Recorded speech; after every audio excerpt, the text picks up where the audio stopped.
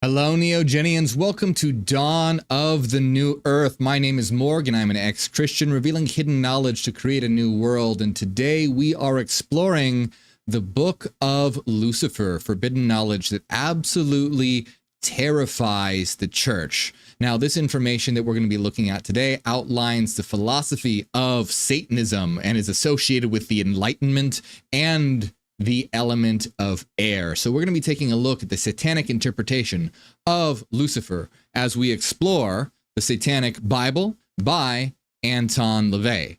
And it's going to be very good, very interesting. And we're also going to be comparing it to some of the work by Friedrich Nietzsche in his declaration that God is dead and we have killed him, and seeing how that aligns very much. You're going to see a lot of similarities between Nietzsche's philosophy there with the Book of Lucifer laid out in the Satanic Bible. So we're going to get started right away. It's going to be good. Like I said, in the last stream, very blasphemous. So if you're someone who's easily offended, this is not the video for you. But we're going to get started. As always, please hit like and subscribe. And if you enjoy my work, become a member here on YouTube by hitting the join button right below this video, or on Patreon. And if you hit the join button, you can see all the different perks you'll get. You can get access to all of our members only videos. There's a new one every single week. You can get access to our Discord server where we have study sessions every Sunday. A lot of great stuff. Check it out. And it's the best way to support the channel. I appreciate it very much. I want to also remind you that my book series is being released one book at a time this year. And so my first book is out, Neogenesis, Dawn of the New Mind, which describes how to structure the psyche rationally in preparation for higher consciousness, and Meta-Rationalism, the new science of mind that explains how this is a mathematical reality and we are eternal beings of mind. And you can check that out. It is in the description. Links are in the description of this video. And of course, follow me on Spotify. Look up Dawn of the New Earth on Spotify. All right, my friends, let's begin. We are diving into the Book of Lucifer as we explore the Satanic Bible by Anton LaVey. Now, what is this all about? I want to remind you that Satan and Lucifer are very different archetypes. If you haven't seen my video called Satanism versus Luciferianism, I highly recommend that you go watch it because they're very different. But what I want to emphasize to you today is that what we are looking at in terms of the Book of Lucifer and the archetype of Lucifer is the Satanic interpretation of Lucifer, not the Luciferian interpretation, the Satanic interpretation. So according to the Satanic interpretation of Lucifer, Lucifer, along with Satan, is one of the four crowned princes of hell. And each one of these crowned princes of hell represent a different archetype within the system of Satanism. So book one, let me just get this on screen for me. So book one is associated with fire and is the book of Satan. We read that last week. If you want to check that out, by the way, this is a whole playlist. Check out the playlist. Today we're looking at book two, which is associated with air and the book of Lucifer. And there's also, of course, book three, which is associated with earth, the book of Belial, and water, book four, the book of Leviathan. So what are the differences here? What can we understand before we really dive into this stuff? We read the Book of Satan last week, which is associated with fire. And what it essentially is because Satan is a Hebrew word that means adversary. So it was basically a condemnation of God, an attack on God and an attack on Christianity, a condemnation. And so it was very adversarial and fiery and opposed to God and Christianity. It was basically an attack on Christian values, values associated with God, etc. The Book of Lucifer is associated with knowledge and enlightenment. So what the Book of Lucifer is doing is it's still very critical of Christianity, but what it's trying to do is lay out the philosophy of Satanism, where the Book of Satan was fire and was all opposition. This is laying out more in depth what Satanism is and what Satanism stands for, because Lucifer and Satanism associated with enlightenment and knowledge. So it's bringing you knowledge of what the Satanic system actually is. Okay, so that's what we're going to be taking a look at. And let's just start right away. Like I said, I'm going to compare it as well to Friedrich Nietzsche, because they are both this comparison is very, if you haven't seen last week's, by the way, check it out, because we compared the Book of Satan to the Antichrist. And today we're going to be comparing the Book of Lucifer to his statement, God is dead. And the reason why we're doing this, by the way, is because they're very similar, and you can see how LaVey was highly influenced by Nietzsche. And you know, as I said before, I'm an ex-Christian, but I was never a Satanist. I never became a Satanist. I was introduced to Nietzsche's philosophy well before I read LaVey's Satanic Bible. And so I'm much more, and it's not just because I read it first, but as we go forward, I'll explain to you why I am much more influenced by Nietzschean philosophy than Satanic philosophy. But we'll take that bit by bit. But let's just start. We're taking a look right now at the Book of Lucifer. And let's start. So it says, it has been said, the truth will make men free. But the truth alone has never set anyone free. It is only doubt which will bring mental emancipation. Without the wonderful element of doubt, the doorway through which truth passes would be tightly shut, impervious to the most strenuous poundings of 1,000 Lucifers. So first of all, I agree with this absolutely 100%. Like, the system that I promote is the Neogenian system, and the Neogenian system is founded on the method of doubt. And that's, so I am in a complete agreement with this, is that doubt is required to understand truth. And LaVey is saying here, without doubt, the mind would be impervious to the poundings of 1,000 Lucifers. What does that mean? Well, remember, Lucifer is someone who brings knowledge. So unless someone has doubted their beliefs, unless someone has doubted what they believe, it doesn't matter how much truth someone is trying to bring them, because they've already shut their mind to it because faith has blinded them. And I agree with this point 100%. And this is what, you know, Neogenesis, my first book, is all about. It's about applying the method of doubt to remove all the systems of brainwashing and conditioning, so you can even be ready to understand these higher concepts. So I'm completely down with that. And this is also very similar to a quote by Aleister Crowley. Let me see if I can find it real quick. The quote by Aleister Crowley is, "I slept with faith and found a corpse in my arms on awakening. I drank and danced all night with doubt and found her a virgin in the morning." So basically, faith is associated with a corpse. It's something that leads to stillness, being dead. Whereas doubt just gives and gives and gives, is essentially what it's saying. It's completely, it's renewing, and it brings truth. That's essentially what Crowley is trying to say here. And but anyway, I completely agree with LaVey on this. I think that that's an excellent point. And let's continue. LaVey says, how understandable that Holy Scripture should refer to the infernal monarch as the father of lies, a magnificent example of character inversion. So they're saying, LaVey is saying that referring to Satan as the father of lies is an inversion. If one is to believe this theological accusation, that the devil represents falsehood, then it surely must be concurred that it was he, not God, that established all spiritual religions, and he who wrote all of the holy Bibles. So this is a very interesting point. What LaVey is saying is that to call Satan a liar is backwards.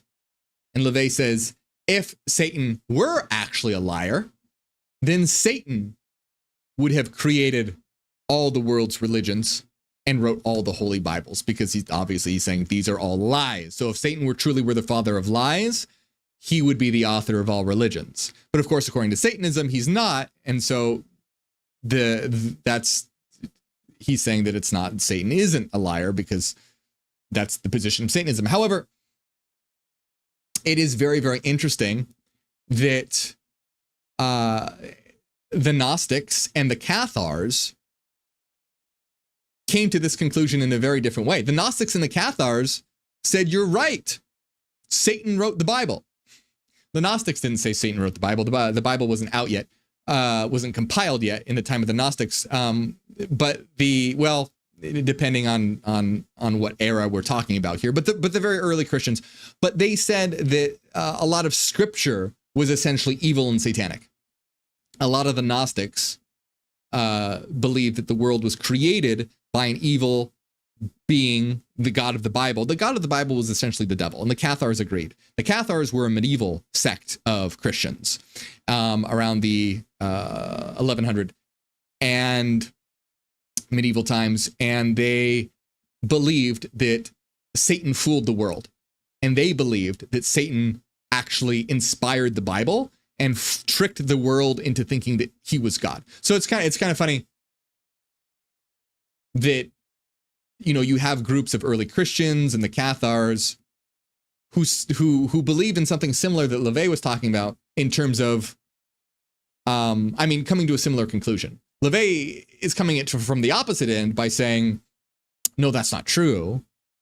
I don't know. I think you get the connection there. I won't beat it into the ground, but it's interesting, right? It's interesting how a lot of people are coming to similar conclusions, but they're talking about it in different ways. So, for example, the Cathars said, oh my God, the Bible is evil. It must have been inspired by Satan. Whereas LaVey goes, oh my God, the Bible is evil. God is evil. Satan must be the liberator. So coming to the same conclusions, but you see, they're using the archetypes in different ways. Whereas Satanism embraces the archetype, the Cathars used the archetype of evil as that which inspired the Bible. Let's continue. I think you get what I mean. It's just cool to see all the different ideas here. So let's continue. So this section in the Book of Lucifer is called Wanted, God, Dead or Alive. Wanted, God, Dead or Alive. And so now we're really going to start to see, as we explore this, the connection between the statement God is dead.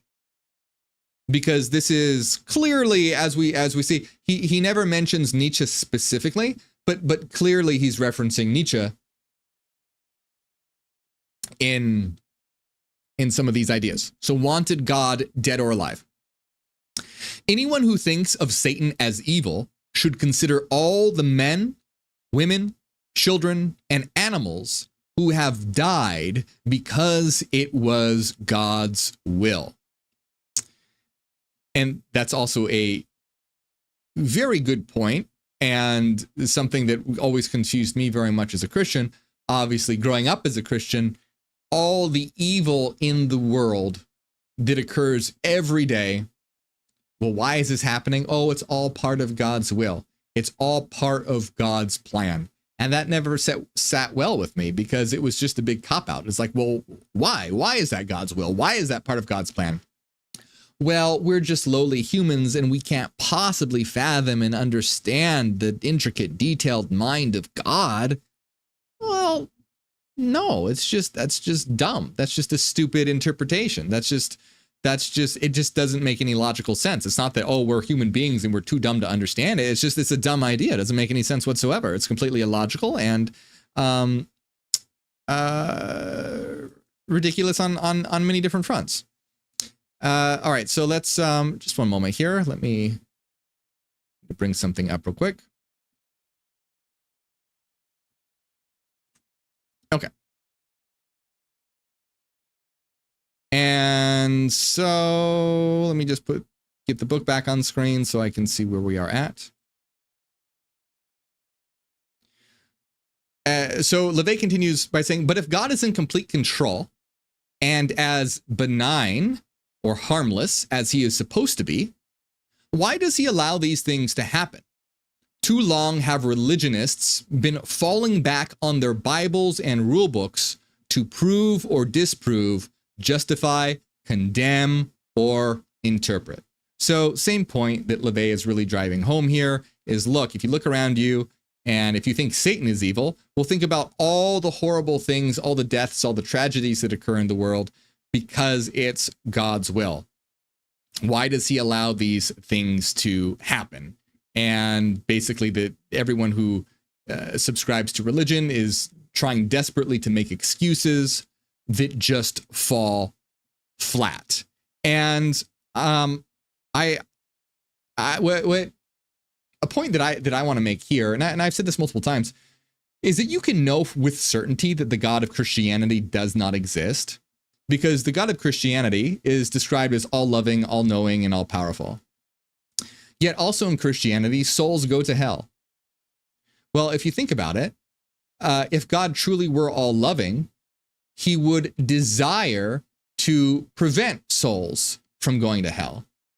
But he doesn't. And if he can't, that means he's not all-powerful. But if he can stop souls from going to hell, but doesn't, that means he's not all-loving. So the fact that souls go to hell and God does not prevent this from happening shows a logical impossibility, because God would have to either be not all-loving, not all-knowing, or not all-powerful for this to occur.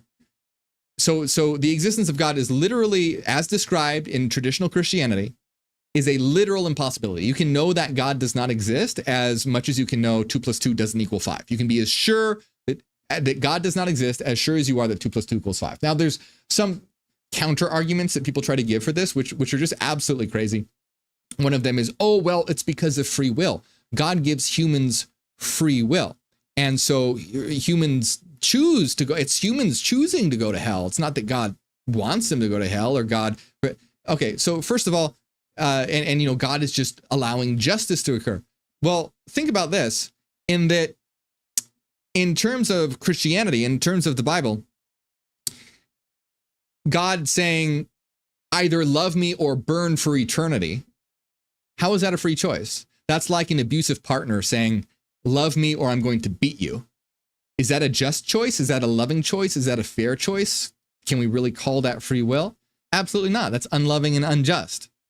And so God saying, well, either love me or burn in hell for eternity is completely incompatible with the attribute of all loving, let alone just.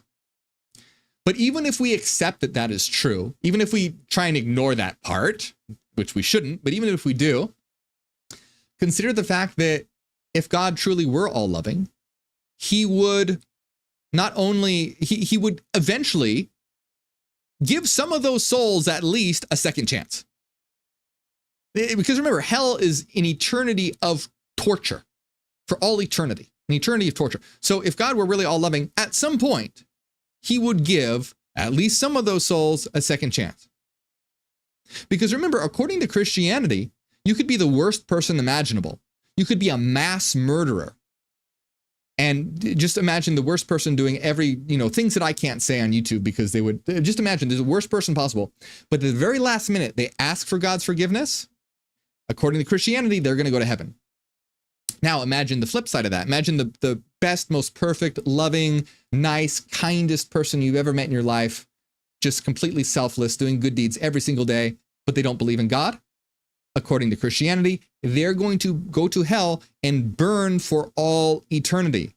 So first of all, is that just? Absolutely not. That's not just whatsoever.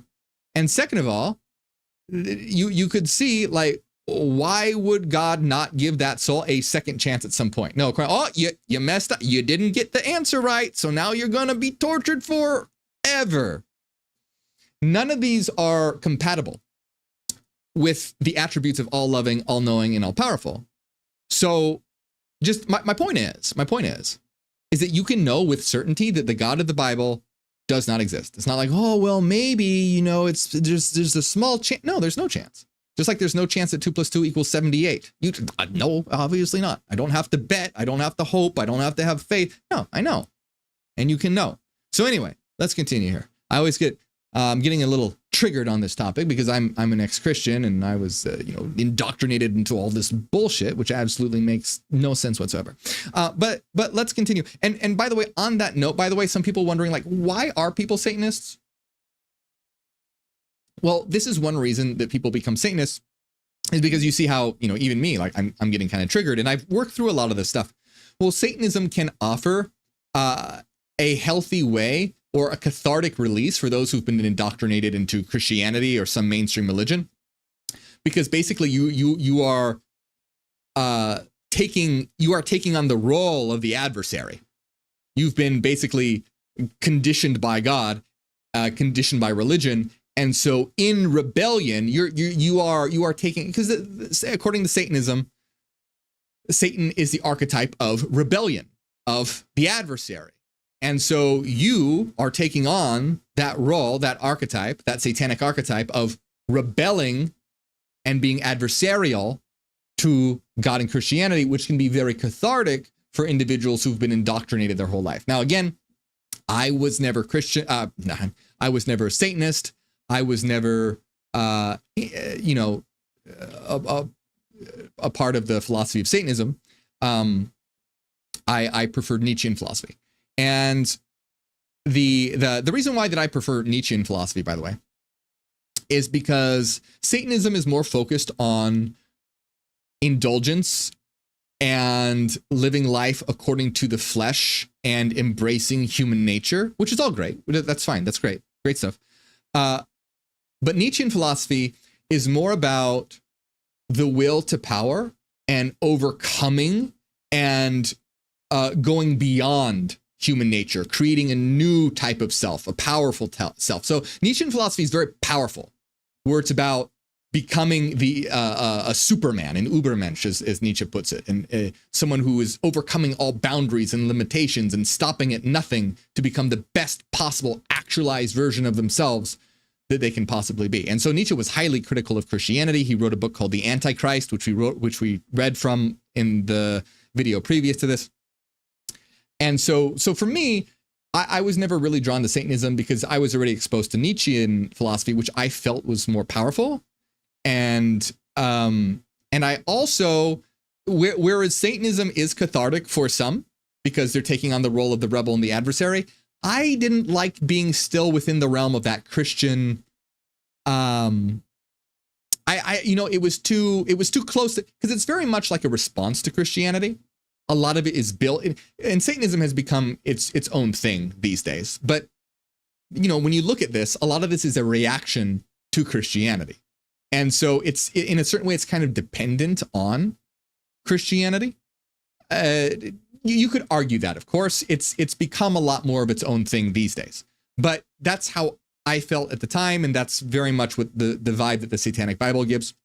Now, Luciferianism is different. Luciferianism is based on the archetype of Lucifer, which is much older than the Bible. Lucifer is another word for the morning star, represents wisdom and enlightenment. And so Luciferianism is not a reaction to Christianity. It's a way of understanding reality in the world. But we're not talking about that today. So let's not. I just wanted to give a little bit of background on where I'm coming from and whatnot. But I see the liberating effects that Satanism can have, and I definitely respect that.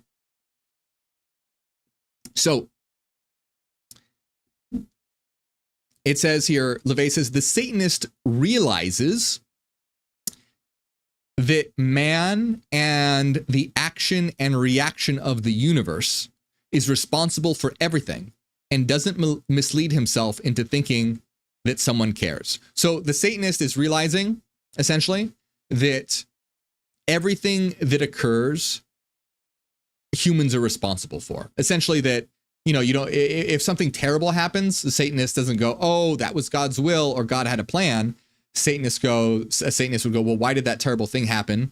How can we fix that? Because we realize that, if there's some war going on and people are dying or what have you, someone might be, oh, it's God's will. God has a plan. Whereas the Satanist goes, no, what can we do here to rectify this? Because this is our own doing. This is the repercussions of humanity.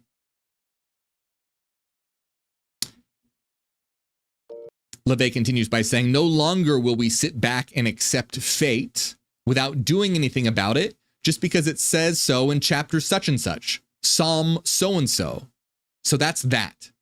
The Satanist knows that praying does absolutely no good. In fact, it actually lessens the chance of success. And this is a very important point. It lessens the chance of success for the devoutly religious to often sit back complacently and pray for a situation which, if they were to do something about it on their own, could be accomplished much quicker. So LeVay is saying we accept that we are the masters of our lives and we are responsible for what happens in the world. And we're not going to sit back and do nothing just because of some verse in the Bible. We're not just going to sit back and pray about it, because we realize that prayer does absolutely no good. And in fact, lessens the chance of success, because when you pray about it, instead of taking action yourself and fixing the problem, you're waiting for some deity to intervene. Now, this is an important point. So let's talk about this just for a second. Does prayer work? This is a very complicated question. The answer is that it has to do with psychology. So if you are praying to, it can kind of. It operates on the placebo effect, and it operates on instilling goals within the unconscious mind. So if you, for example, there's different ways to look at this. If you are praying to get a promotion at work, right? So let's say every day you pray to God that you get a promotion for work. Can that help? It might. And the reason why it might is because what you're doing is, if you're praying for this every day, it's not because God is going to do anything, but it's because you're programming your unconscious mind. Your unconscious is picking up on the fact like, oh, this is important. Kind of like when you have, if you don't, here's a good example. If you don't remember your dreams, if you start to take a dream, if you start a dream journal and start recording the little bits and pieces of dreams that you might remember, your unconscious will go, oh, they're writing this down. This must be something important. So I'm going to bring it into consciousness. And you'll start to remember your dreams more because your unconscious will have flagged it as important. So if you're praying every day to get a promotion at work, your unconscious might go, oh, hey, well, this is something very important. And so you might be more inclined throughout your day, because you've been focusing on it, to do some things that could improve your chances of getting a promotion at work. Maybe you'll start to be on time more and dress more appropriately, or be better at customer service, or I don't know, whatever, because your unconscious is pushing you, going, hey, this is important, so let's make this happen. So it's you, it's not God.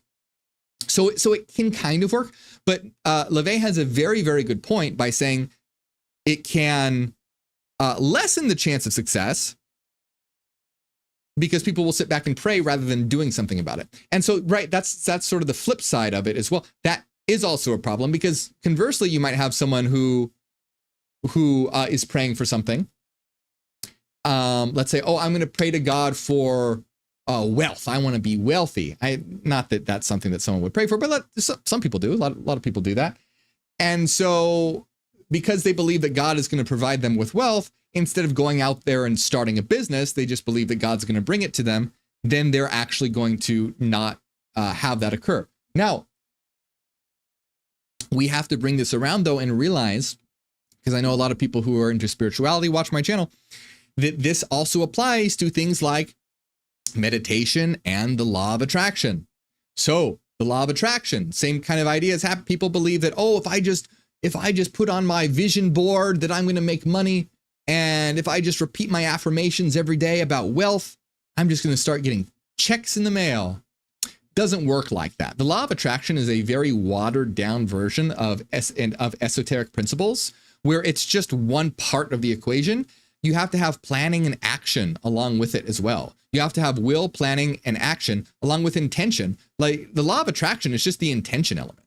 The intention element is helpful because it primes your unconscious, but you have to pair that with will, planning, and action as well. You have to have the will to accomplish it. You have to have the right plan to accomplish it, and you have to put it into action. So we have to be careful of that, as well as meditation. Meditation, there's so many positive effects with meditation. I'm not saying meditation is bad. There's so many positive effects of meditation. But I went to this group one time, and they're like, oh, we're going to change the world. We're going to change the world. You know, there's so many problems going on in the world. And so what was their master plan to change the world? Meditate. They're all going to meditate and like send their good vibes out there to stop all the wars. Oh, we're gonna do that. And they're like, oh, and then on this particular day, we're all gonna meditate on these crystals, and we're gonna charge these crystals with our positive energy, and they're like batteries now, and these crystals will help change. No. Now, that's not to say meditation is bad. Meditation is bad, but do you see how this people see something that's wrong in the world and they feel guilty about it, or they feel like they should do something about it, or they have empathy. And if you have something like that, like prayer or meditation, that becomes a big excuse. Like, people feel like they're accomplishing something, so they don't actually do something that would help. They don't actually go out and do something that would help change the world because they feel it eases the psychological tension, because it releases that psychological tension because they feel like they're doing something. Oh, well, I'm doing my part because I'm praying about it, or I'm doing my part because I'm meditating about it. Well, that's not helping. That's not helping.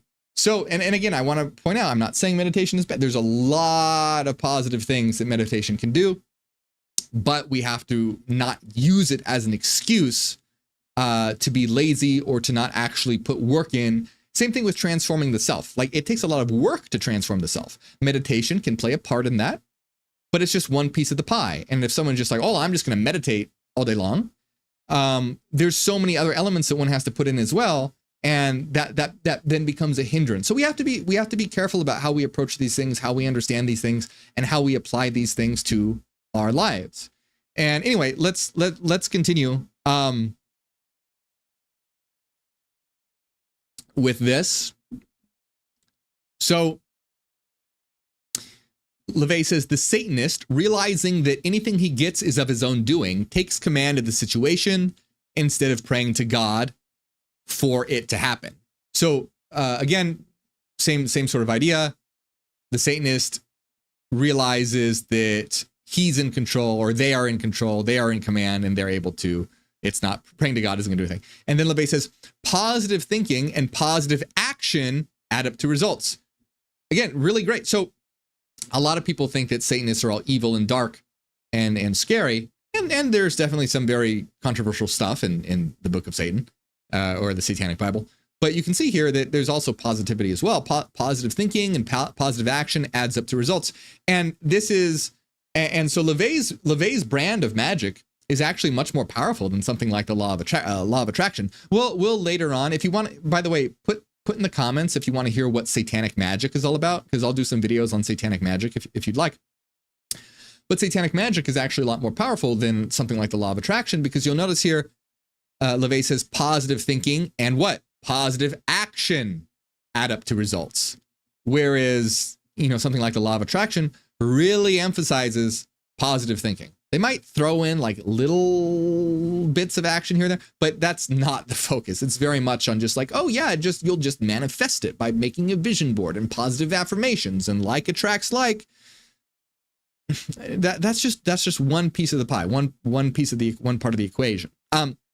Anyway, let's continue here. LaVey says, the Satanist knows that praying does no good, and confessing to another being like himself accomplishes even less and is furthermore degrading. So going against the Catholic idea of confession. As a Christian, I never had to do that.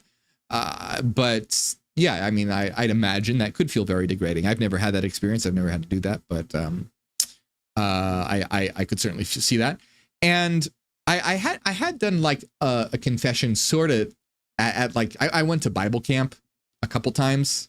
That was just a brainwashing center. Let me tell you that. But yeah, there wasn't ever confession, but there was this thing where you would go to the campfire and confess your sins and throw in a stick of wood, I guess, to like signify getting rid of the sin or something. It wasn't mandatory, but I did it because I was a good little Christian boy. I wasn't someone just going through the motions.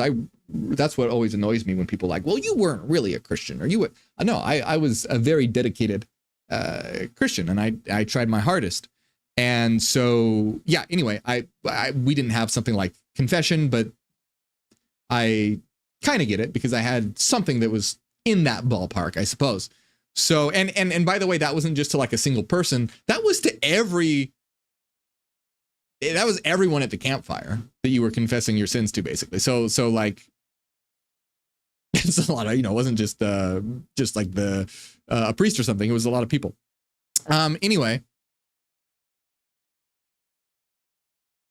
So when a Satanist does something wrong, he realizes it is natural to make a mistake. And if he is truly sorry about what he has done, he will learn from it and take care not to do the same thing again. Great. Totally on board with that. I think that's fantastic. And by the way, do you see how the Book of Lucifer is laying out the philosophy of Satanism, where the Book of Satanism was more just a criticism of Christianity and God? This still obviously contains a criticism, but you can tell that the structure of the philosophy itself is also being laid out. People confess their sins so that they can clear their conscience and be free to go out and sin again, usually the same sin. And this is also a good point. So he's basically saying Satanists, when they realize they did something wrong, they admit they do something wrong, they're sorry about it, and they try not to do it again and try to learn from it. Whereas he's saying religious people will just go and confess to get rid of the guilt and then go out and sin and sin and sin again. And I think that he mentioned this because LaVey worked at a carnival, and he mentioned this. He talked about how he would see men come watch women taking off their clothes at the carnival, and then he would see them on Sunday with their families asking for forgiveness, and then the next week they'd be right back at the carnival doing the same thing again and again and again. So he was very much had firsthand experience of that hypocrisy. So this is interesting point. So LaVey says the Catholics believe that the Protestants are doomed to hell simply because they do not belong to the Catholic Church. In the same way, many splinter groups of the Christian faith, such as the evangelical or revivalist churches, believe that the Catholics are heathens who worship graven images. Even though the God in all these religions is basically the same, each regard the way chosen by the other as reprehensible, and to top it all off, religionists actually pray for one another. So LaVey is basically saying, even like Catholics think that Christians are going to hell, Protestant Christians, and Protestant Christians think that Catholics are going to go to hell. And so each denomination thinks the other. So it's even within the religion itself, it's completely splintered, and they're all praying for each other. And that's absolutely true. Being raised as we were considered non-denominational, but yeah, we thought that Catholics were, because they would like pray to Mary, and we'd be like, oh, you can't pray to Mary. Jesus is the only one you can pray to. And so, yeah, we pretty much believe that a lot of people who were part of these different denominations were going to go to hell, which is really, and he's calling it all hypocritical and BS and splintered. One thing I do want to point out, though, about this is like even when I put out my video on Satanism versus Luciferianism, I saw a lot of fights in the comments between different, whether it be like Satanists and Luciferians and or just like, oh no, I don't know. I just saw a lot of fighting. And the thing is that those who are pagan, it really should be about uniting. Don't get so caught up in the system that it becomes a divisive religion like mainstream Christianity and right-hand path religion. It really should be about unity and seeing common ground. So, for example, like Satanists and Luciferians, they believe different things, but so what? Like, they shouldn't be opposed to one another. Like for me, I am not a Satanist. I'm not a Satanist. There are certain things that I disagree when it comes to Satanism. Disagree with. It has a lot of hedonistic elements. It's a materialist philosophy. It's atheistic. But I'm not out there being divisive with Satanists. I think that Satanism can be very cathartic for a lot of people and have an important role to play. And so I'm not out there being divisive about it. And so my point is that for all those who are part of, these different things, try and get along with each other, please. Pretty please. Like, we have enough crazy religions in the world fighting amongst each other, let alone people like arguing about the definition between Satan and Lucifer. Yes, I have a certain definition of Lucifer, and I have a certain definition of Satan. But if someone comes along and says, oh, well, I define Satan this way and I define Lucifer this way, I'm not going to be like, well, fuck you, you dumb idiot. I'm just going to be like, oh, okay, well, that's not how I see it, but that's how you see it. That's fine. That's perfectly, that's cool. Just like, for example, I interpret Christ as Christ consciousness and being an enlightened state of mind, whereas a Satanist interprets Christ as, you know, something totally evil and despicable and a servant of God and all that. And that's a perfectly defined, you know, coming from that angle, that makes sense. I'm not going to argue with him about it. Anyway, my point is, like, let's get along, okay? I mean, we really should. That's what it's all about. It's about unity and coming together, recognizing commonalities and celebrating diversity. As long as we're all on the same page about major issues, right? As long as we're on the same page about human rights and human decency and creating a better world, things like that. So anyway, so I like this. He's talking about people who pray for one another, and LaVey says, what a simperingly polite way of saying I hate your guts. He's saying prayer is a polite way of saying I hate your guts. It's the thinly disguised device known as praying for your enemies, and that's true as well. It's so insulting when someone comes up to you and they're like, "Oh, I'm going to pray for you." That is so insulting, for a number of reasons. First of all, it's just very intrusive because, you know, let's say your family is like, "Oh, I'm going to pray for you." What if you to them were like, "Oh, I'm going to pray to Satan for you," or I'm going to do a satanic ritual for you? Well, that would be super offensive, right? Like, "Oh my God, that's so offensive." Well, it's just the same thing. It's the same thing that they're doing to you, just from the flip side. So it's completely unbalanced and unfair and very intrusive, in my opinion. If you don't care, it doesn't matter. But I find it to be intrusive and offensive. And plus, on top of that, like LaVey's saying that it's a way of saying I hate your guts, is because when you say I'm going to pray for you, what you're essentially saying is there's something wrong with you. You're fucked. Like, oh my God. Oh, fuck, I'm going to pray for you, you fucking horrible person. So when you say I'm going to pray for you, that's implying that you're broken. Because that's what the Christian religion is about. All humans are broken, dirty, sinful, and flawed. So when someone says, I'm going to pray for you, I know that they're looking at me as a dirty, broken, sinful, flawed, disgusting piece of trash. And so for I'm going to pray for you is an insult. And a disguised way of saying, I hate your guts. And I've seen this as well, too. Like I get a lot of comments, a lot of terrible comments from religious people. They'll say the most awful things. And they'll be like, but I'll pray for you, but you're in my prayers. It's like, fuck off, man. It's so stupid. Anyway, so LaVey continues by saying, nevertheless, if a man has not lived his life in accordance with the regulations of his faith, he can at the last minute call a clergyman to his deathbed for final absolution. That's the point that I made before. LaVey is pointing out the hypocrisy here, where LaVey is saying that you can have the most horrible person, the worst person in this world, the worst person in the world, mass murderer, and if at the very last minute he confesses and believes in God, he can go to heaven. LaVey is pointing out how ridiculous it is.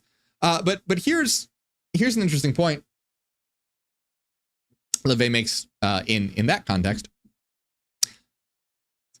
LaVey says the Yazidis, a sect of devil worshippers, take a different viewpoint. So these are those, because remember, LaVey and Satanism is atheistic. They don't believe that Satan is real. But this sect of devil worshippers do. And this is an interesting point that LaVey makes. He says, they believe that God is all powerful, but also all forgiving. And so accordingly, they feel that it is the devil whom they must please, as he is the one who rules their lives while here on earth. They believe so strongly that God will forgive all their sins once they have been given the last rites, that they feel no need to concern themselves with the opinion God may hold of them while they live. So that's very interesting. So these devil worshippers are essentially like, okay, well, God's all loving and God's all forgiving, and the devil is the one that fucks with us while we're alive. So we're going to worship and please the devil so we can have good lives. And then right before we die, we're going to ask for forgiveness because God's going to forgive us. So we might as well do that. So that's LaVey's point. That's not part of LaVey and Satanism, but that's what, interesting point. And LaVey says, with all the debates about whether or not God is dead, if he isn't, he had better have Medicare. And so let me see where we're at here. Okay, a couple more things, because I want to talk about Nietzsche and the death of God. But let me see. All right, just one more thing that I want to read here. So this section is called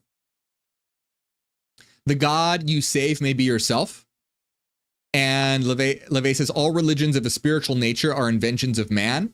He has created an entire system of gods with nothing more than his carnal brain. Just because he has an ego and cannot accept it, he has to externalize it into some great spiritual device, which he calls God. And so I agree that a lot of religions have externalized the self into an external being, a fantasy being, where I talk about this a lot in my work, where it's power self-projection.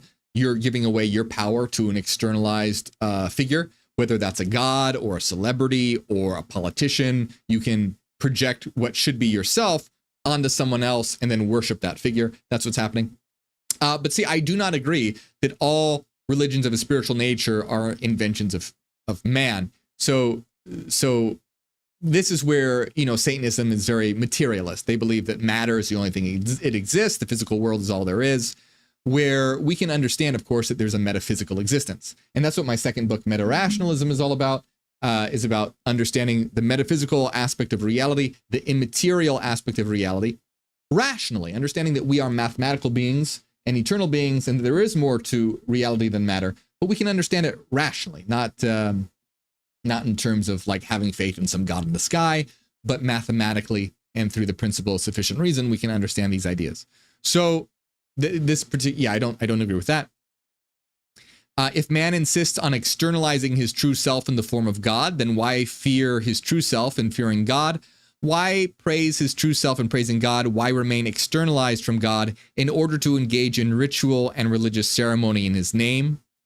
Could it be that when he closes the gap between himself and his God, he sees the demon of pride creeping forth, the very embodiment of Lucifer appearing in his midst? He no longer can view himself in two parts, the carnal and the spiritual, but sees them as one, and then the abysmal horror discovers that they are only the carnal and always were. Okay, so there's some points in here that I agree with, some that I don't. The parts that I do agree with is he's saying that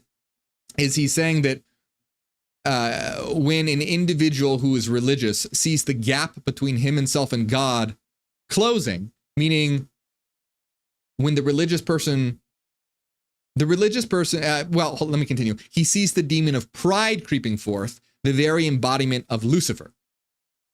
So basically, the religious person does not see themselves as divine. They do not close the gap between them and God, because they see that as the epitome of evil, the very embodiment of Lucifer. Because remember, Lucifer is the liberator. Lucifer wanted to overthrow God. Lucifer told humanity that they could become gods. So Lucifer represents apotheosis and becoming God. And so he's saying that religious people see that as the ultimate sin, and thus they don't close that gap. And so, yeah, there's this unbridgeable gap between you and the divine in mainstream religion, which is super ironic that mainstream religion actually strips your divinity away from you. And it places an unbridgeable gap between you and God. Rather than uniting you with the divine, it breaks you off from the divine. And so that's a great point. And they've made it the ultimate evil and the ultimate sin to be associated with the divine, to understand oneself as divine. So I agree with that. But then LaVey says, when he closes the gap, they unite the carnal and the spiritual as one, and then realizes that only the carnal exists. So basically, he's saying, like human representing carnality and God representing spirituality, when he closes the gap, he combines them as one, but then realizes that only the carnal is what exists. Only the flesh is what exists. So basically, God isn't real. God doesn't exist. The flesh is all that there is. The carnal is all that there is. So in closing the gap, they realize that spirituality and God is an illusion, and that only human nature is what is true. So this I don't agree with. I agree with the first point, but I believe that we are the flesh is just a projection of a more fundamental mathematical reality, a reality of energy, a reality of frequency. So there very much is a what you could call a spiritual or immaterial or mental aspect to reality. And this is just mind. Our mind is the subjective element of reality, but also the objective element of reality in terms of its form. So it serves a dual purpose. It's kind of known as like the unity of subject and object in philosophy and Hegelian philosophy and some occult traditions as well. It's known as the great work. The unification of subject object is the great work and things like Freemasonry, etc. So I disagree that the flesh and the carnal is the only thing that exists. I think that's a highly illogical and irrational position to take. It becomes a religion of the senses and a religion of empiricism rather than understanding rationally and logically. Just like remember before I showed you how we can rationally know that God must exist or God does not exist logically and rationally. The Christian God, not just any conception of God, but specifically the Christian God, we can know that God logically cannot exist. Well, likewise, we can logically know that reality is fundamentally mathematical and immaterial and that we are eternal. Now, I can't explain all that right now because it would take a very long time. It's not simple like understanding, the idea of disproving the Christian God is pretty simple. It's a pretty basic idea. It's not something that takes a lot of brain power. But this is actually something, and again, it's in my second book. If you want information on that, there's 500 damn pages of it. It's more than you want. You'll be like, oh, please stop talking about it because there's so much in it. But anyway, so that's one point I disagree with. And then LeVay says, when all religious faith in lies have waned, it is because man has become closer to himself and farther from God, closer to the devil. He may come forth in splendor, proclaiming, I am a Satanist, bow down, for I am the highest embodiment of human life. So, I mean, I appreciate the way that this is written, and it's a very, it shakes things up, it's fiery, but you can see it is very much embodying the satanic archetype of bow before me, I am the highest embodiment of human life. And I don't really take that perspective. I don't think we should be asking people to bow before us. And I know even in like a metaphorical way, I don't think that is the right, because this is when you start getting to the idea of like, we are the masters of reality. And we are. And there's nothing wrong with acknowledging that we're the masters of reality. But a lot of people who get up in occult stuff don't understand the whole picture and then start we are the masters, and the petty, lowly conscious humans who can't possibly understand what we're talking about should be the ones to serve us, or those poor stupid humans couldn't possibly understand this information, so we're gonna hide this information from them or not tell them because they're too dumb to be able to understand. I don't like that. Instead of the archetype of the master, I much prefer the archetype of the teacher, because the archetype of the teacher, a true teacher, what does a true teacher want? A true teacher wants nothing more than their student to surpass them. Like that's the sign of a great teacher. And that's what all true teachers, a teacher wants, they care about their students and they want to help their students so much so that if the student learns so well that they become better than the teacher is like, that's awesome. I'm so proud of you. Rather than a master. Master doesn't want the lower figures to become higher than the master. That's not, you could have a more positive interpretation, but I think you see what I mean. I prefer the archetype of the teacher, which I associate with Christ and Lucifer, because my interpretations of Christ and Lucifer are the same archetype, that they represent wisdom, the liberator, bringing knowledge and understanding to humanity to reach higher consciousness, which is very different than the satanic interpretation of Lucifer, who's still bringing knowledge, but it's knowledge of the satanic system rather than knowledge to reach higher consciousness and understand existence, because Satanists deny metaphysical reality in general. LeVay and Satanists tend to deny that. But what I want to bring in here for a minute is to talk about Nietzsche's concept of the death of God, because I think you'll find a lot of similarities here. And I want to talk about it a bit because, like I said, I was influenced by Nietzschean philosophy well before I heard about Satanism. Well, I mean, I heard about Satanism, but like read the Satanic Bible and really started to look into it. And Nietzschean philosophy, there's a lot of commonalities between it and Satanism, but it doesn't have the trappings of Satanism. It doesn't use those archetypes. And I just didn't really like, I'm not a huge fan of the archetype of Satan. Then that's just my choice. If that's an empowering archetype for you, that's totally fine. And I think that it can be used in a positive way, but when balanced with other archetypes, like I would balance the Satanic archetype with the Luciferian archetype. Like I would balance the two, not like have one, like just focus on one, because then that's archetypal possession, where a very specific, anyway, I don't want to get into all that. But anyway, so Nietzschean philosophy was very attractive to me because it was very powerful. And what I love about Nietzschean philosophy is that it's about going beyond human. And you don't find that in Satanism. Satanism is embracing human nature, indulgence, accepting carnal desire. And there's nothing wrong with any of that. But the very strong main emphasis in Nietzschean philosophy is becoming the highest form of yourself that you can possibly be, so much so that you're not even human anymore. Nietzsche said, what is great in man is that he is a bridge and not a destination, a bridge between the ape and the overman. So Nietzsche was saying that humans are just a transitory phase, and the only thing good about them is that they're leading to something better. They came from apes and will become the Ubermensch or the Overman. And so you can see that it's a very empowering philosophy about overcoming. And that's been a big theme in my life. I've been constantly overcoming limitations and barriers and boundaries and creating myself. And I think we'd have a much better world if people were constantly creating themselves and transforming themselves. And so I don't agree with everything in Nietzschean philosophy by any means. I think there are some things that aren't great about it, especially as metaphysical positions. But I think there's a lot of great stuff that can be learned from Nietzsche when synthesized with other philosophers and other ideas. So anyway, I'm going to read to you this quote by Friedrich Nietzsche.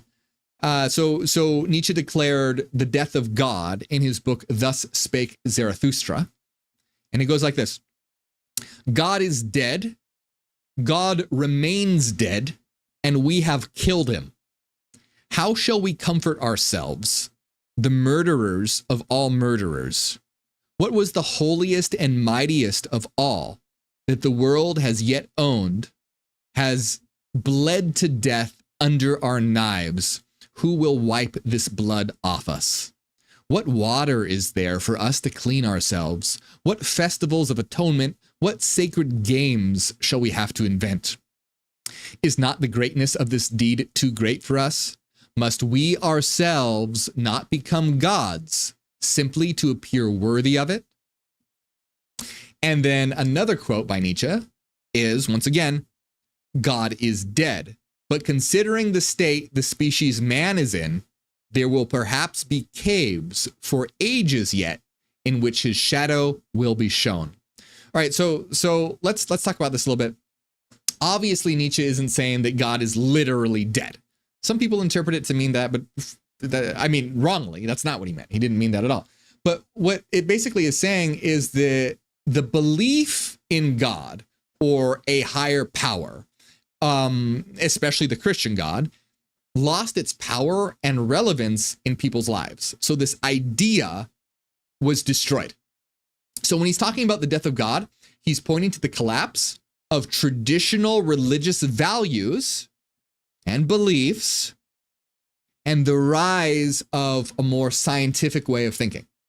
So when he says we have killed him, he means that this shift was driven by human actions. It's our actions that caused this shift to occur through things like the Enlightenment, empiricism, rational thinking, a focus on individualism. So when he says all these things like, how can we bear this? What must we do to invent, to atone for all this? What he's basically saying is, can humanity handle the responsibility that comes with creating our own values and meaning. Basically, what gave humans meaning was God and religion. It told them what was right, what was wrong, gave them rituals, it gave them meaning, it gave them purpose. So Nietzsche is saying, with the death of God comes the loss of meaning and purpose, and ushers in an age of nihilism or meaninglessness. And Nietzsche's antidote to this, a lot of people say that Nietzsche was a nihilist. I don't see that, because Nietzsche hated nihilism. Nietzsche saw nihilism as a scourge and a curse, but he saw that it was coming. And so he saw that something must replace nihilism, something meaning and purpose must be interjected into reality.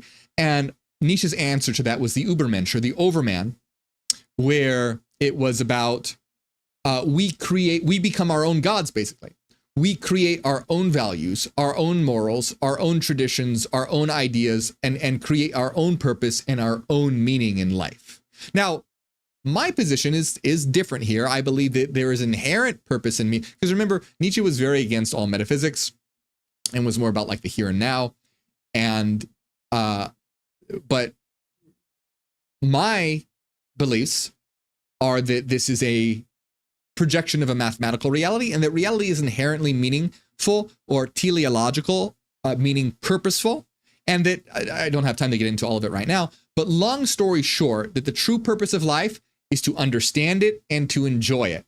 To understand it means to understand our own nature, know thyself and you will know the universe and the gods, to realize that we are literally the gods of this reality, and then to enjoy our creation. And the more that we know and understand what we are, where we are, and why we are here, the better experiences that we can build for ourselves. So we are here to have meaningful experiences, beautiful creations, and understand ourselves and our world better as the literal divine gods of this reality. And I'm not meaning that in like a metaphorical way. I mean, kind of, but I don't mean like, oh, well, we're gods because, you know, we take responsibility for our own actions. Of course, we should take responsibility for our own actions, but I mean, we are literally eternal mathematical entities whose frequency patterns form the underlying structure and ground of existence. And that these particular avatars are just a particular way that we are having this localized experience at this moment in space and time. But anyway, but do you see this powerful idea that Nietzsche is putting forth, where we have killed God, so now we must take responsibility into our own hands and create our own values and meaning. So when he says we must become gods, he's saying that now we have the job of defining our own existence and morality. So that's was something that God did before, but now it's our job to do that. So, and then going on, he says, but considering the state that the species of man is in, there will perhaps be caves for ages yet in which his shadow will be shown. So basically here, Nietzsche is saying that even though a lot of religious ideas and metaphysical ideas are being eroded away and destroyed, God being dead, he admits that religious beliefs are still going to stick around for a while. So this shadow of God represents the idea that the influence of these ideas are going to be there for a while. They might continue to hold power in society because it's that hard for humanity to move beyond them. So he's saying God is dead, but considering the state that the species man is in other words, being dumb, there will perhaps be caves yet for ages yet in which his shadows will be shown. In other words, even though we have shown that God does not exist, there are still people who are going to believe in God. And it's interesting that he uses the idea of cave. He says there will be caves for ages yet in which his shadow will be shown.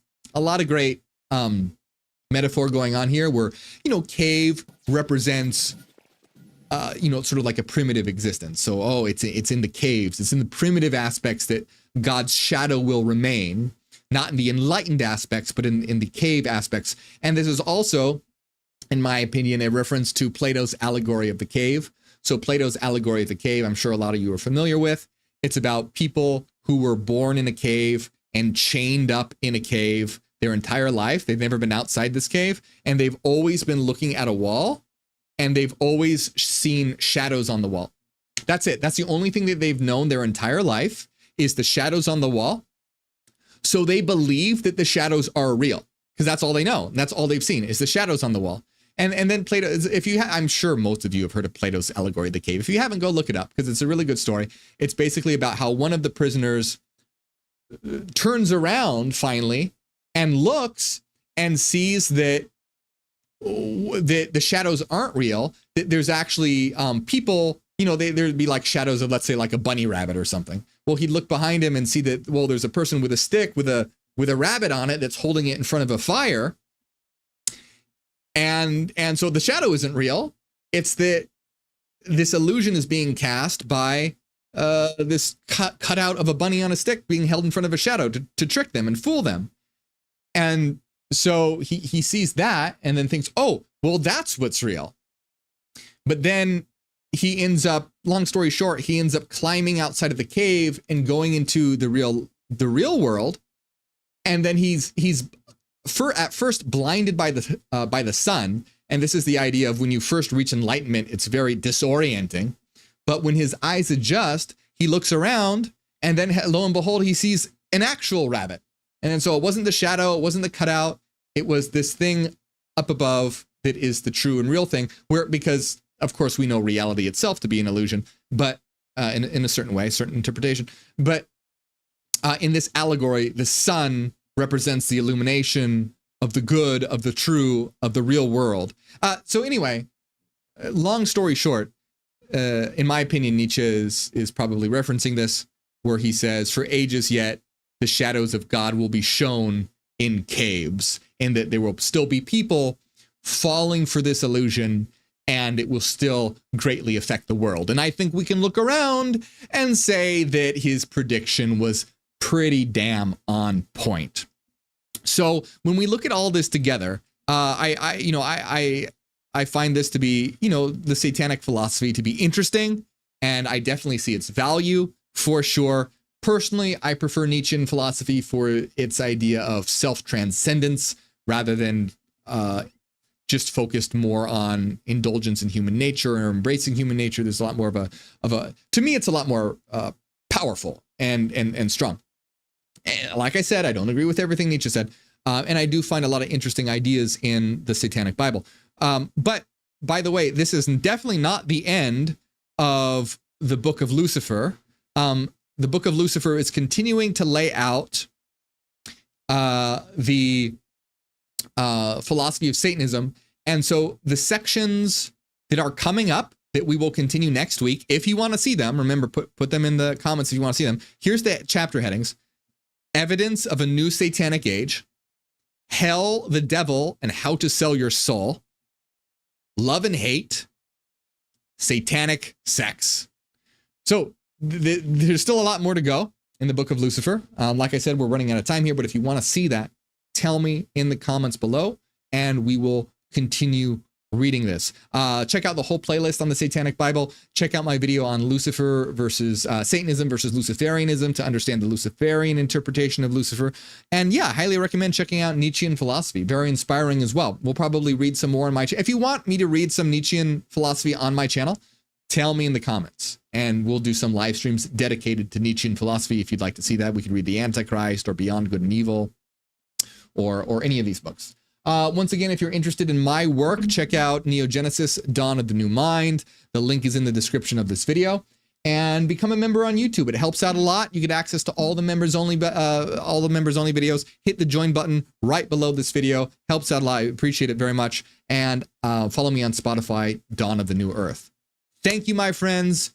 Big shout out to all my supporters, and especially a big shout out to Renaissance Fairy, Cassidy, Angela, DB, Nusalina, Christopher, Eon, and Vanessa Moon. Thank you very much.